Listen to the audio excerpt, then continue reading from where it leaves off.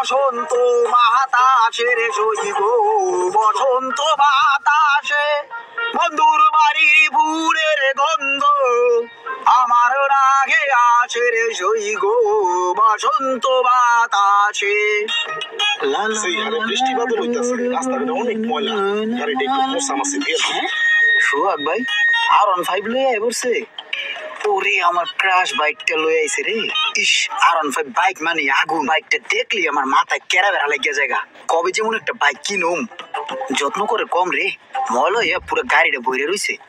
বৃষ্টি বাদলের দিন তো টুকটাক ময়লা টলা পরে, নতুন গাড়ি তো মুইসা টুসা রাহি। একটা সার্ভিস দেওয়া উচিত রে ভাই। দিমো, আর কয়েকদিন চালালি পরে আমার কাছে দিয়ে আমি পেয়ারসে একটা সার্ভিস দিয়ে দিব না। না সমস্যা নেই, দিয়ে আমি দিব না, একটু চাপো তো। ভাই এই গাড়িটার দাম কত? কদ্দা কিনছেন এটা? গাড়ি এটা ইন্দোনেশিয়ান তো, কাগজপত্র সহ এটা 7 লাখ টাকা পড়ছে। ইস ভাই মাই ক্রাশ বাইক ভাই। এটা তো ওই যে নিউ যেটা লেটেস্ট মডেল, যেটা নিউ শেপের ওইটা না, যেটা সবাই কিনে। এটা একবার লেটেস্ট নিউ মডেল যেটা আইছে হেডে। ও শিট ভাই, নতুন মডেলের গাড়ি বেরোলে তো এটা আবার সেল করে দিবেন না ভাই? ভাই এটা যদি কখনো সেল করেন আমার অবশ্যই জানাইবেন ভাই। আমার কাছে ভালো পাউটি আছে, ভালো দামে বেচে দিন না ভাই। ঠিক আছে, সমস্যা নেই, যাই তাহলে থাকো। ঠিক আছে যান ভাই। ইস বাইক নিয়ে আগুন, বাইকটা খালি দেখেই যেতেছি। একদিন একদিন ঠিকই এই স্বপ্নটা আমার পূরণ হইব, আমার একটা R15 বাইক হইব। কি অবস্থা ইমরান ভাই, ভালো আছো? ওয়েদারটা খুব সুন্দর, এর লাগে বাইকটা লয়ে বার হইলাম ঘুরতে। ফুচকা খাইতেছো না? খাও চাই। ইস এই বাইকটা দেখলি আমার জীবনটার ভিতরে কেরা বেড়া লাগিয়ে যায়। এই R15 বাইকটা একদিন একদিন আমার কর্মই।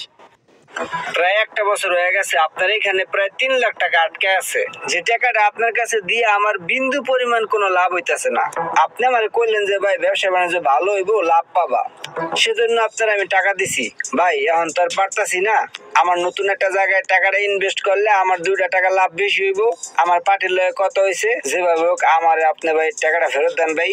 আরে আপনার টাকাটা তো আমি একটা জায়গায় ব্যবসায় খাটাইছি, ওই ব্যবসাতে লাভ হইব না এরকম তো কিছু না। ব্যবসাটা আস্তে আস্তে রানিং হইলেই লাভ হইব, লাভ হইলে লাভ পাইবেন, সমস্যা নাই।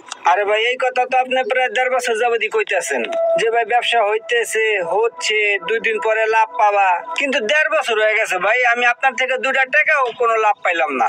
লাখ লাখ টাকা আপনার কাছে পড়ে রইছে।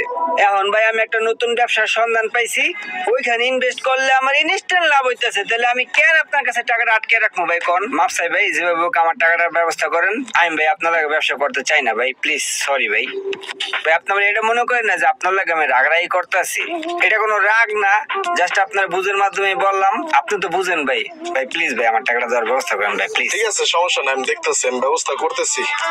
ঠিক আছে ভাই, তাহলে একটু খেয়াল রেখেন। হ্যাঁ গেলাম, আসসালামু আলাইকুম।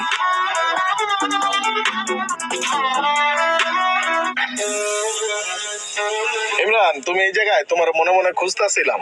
কোন দুঃখে ভাই? আরে দুঃখে না, এমনি খুঁজতেছিলাম। ওই রোমানে আমার কাছে কিছু টাকা পাইবো বুঝছো।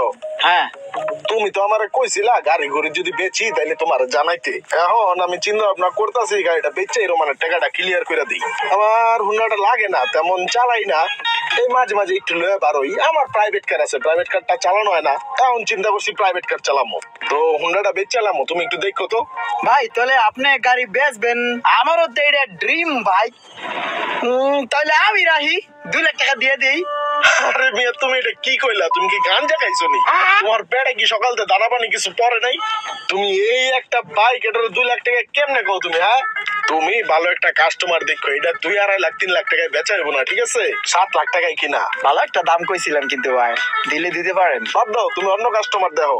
ঠিক আছে ভাই, আমি কাস্টমার দেখবো না, আমার কাছে ভালো ভালো কাস্টমার। ঠিক আছে থাকো, গেলাম।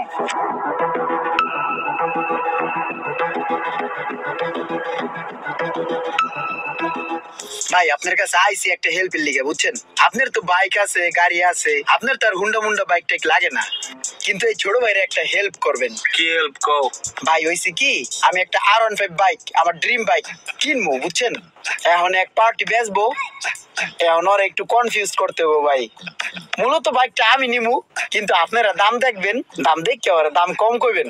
ভাই কাহিনীটা বুঝছেন না, জাস্ট একটু পলিটিক্স করতে হইব, পলিটিক্স কইরা বাইকটা আমার আওতায় আনতে হইব। এখন ভাই হইছে কি, আপনার আমি ওই বাইকটা দেখতে লয়ে যাবো, আপনি বাইকটা দেখবেন, দেখা এমন একটা ভাব লইবেন যে এই গাড়ি মার্কেটে চলে না, আর এই গাড়ির কন্ডিশনও ভালো না, আর দাম করবেন মাত্র 1.5 লাখ টাকা। এর উপরে 1 টাকা উঠবেন না, ঠিক আছে? আর আমি তো 2 লাখ টাকা কই রাখছি, সবচাইতে হাই রেট, আর আমার দামটাই সবার উপরে থাক। আরো কয়েকটা পোলাপাইন আমি গুছাইছি, ওরাও 1 লাখ টাকা কইবো, 1.5 লাখ টাকা কইবো। লাস্ট পর্যন্ত ঘুরে ঘুরে গাড়িটা এই ছোট ভাইয়ের কাছে আইবো। এডু হেল্প ভাই করবেন ভাই। ঠিক আছে, অবশ্যই করবো। ঠিক আছে ভাই, কলিজার ভাই আপনি। হ্যাঁ ঠিক আছে। বুঝছস না বিষয়টা? আমি কিন্তু আরো 4-5 জন পোলাপাইন ম্যানেজ করছি, ওরাও কিন্তু ওই রেটের উপরে উঠবে না। তুই কিন্তু 1,30,000-এর উপরে কোনো ভাবেই উঠবি না। আরে বেটা, গাড়ি যদি আমার কিনতে হয় তাহলে আমার এত নাটক করার দরকার আছে?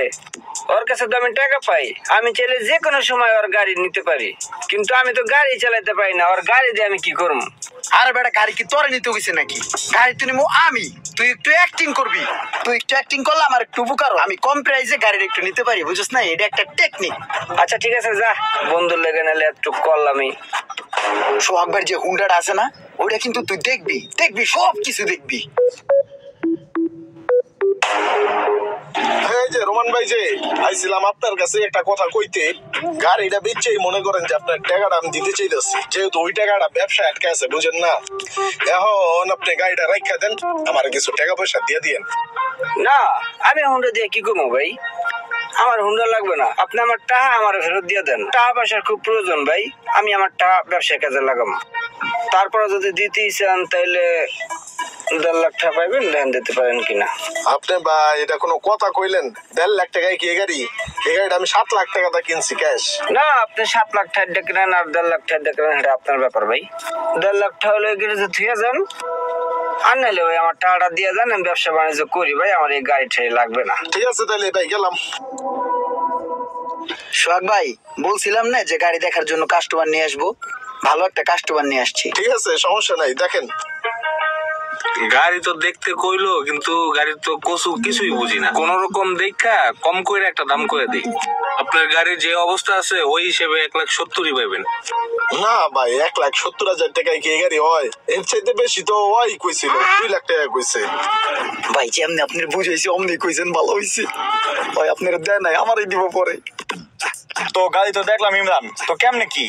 এই যে এনে গাড়ির মহাজন আছে, সোহাগ ভাই নিজে এনে খারাপ আছে। হ্যালো, কত করে দেখ, কত কি চাই? ভাই কত চাইতেছেন? ভাই গাড়িটা আমি কিনছিলাম কয়টা দিন আগে 7 লাখ টাকায়। এখন আমার টার্গেট হচ্ছে 4 থেকে 5 লাখ টাকা হইলে গাড়িটা আমি বেচা দিব। কি কোন ভাই, এই গাড়ির দাম 5 লাখ টাকা? এই গাড়ির দাম কি এত আছে? সর্বোচ্চ 1,80,000 টাকা দিতে পারি আমি। কি রে ভাই, 7 লাখ টাকায় কয়দিন আগে এই বাইকটা কিনলাম, এত তাড়াতাড়ি এই বাইকের দাম কইরা গেছে? ভাই এই গাড়ি তো আর চলে না, সবাই খালি রিক্সা প্রাইভেট কার চলে, হোন্ডা বাদ দিয়ে দিছে, তাই দাম কমে গেছে। গাড়ির দাম তো কেউই বেশি কইতাছে না। ঠিক আছে ভাই, তাহলে আপনারা জান, কষ্ট দিলাম, আমি একটু দেখি আর একটু চিন্তা ভাবনা কইরা। ভাই টেনশন করেন না, আরো কাস্টমার আছে আমার কাছে। ইমরান, এই ইমরান, এই এদিকে তাকাও, এদিকে আয়, শোনো।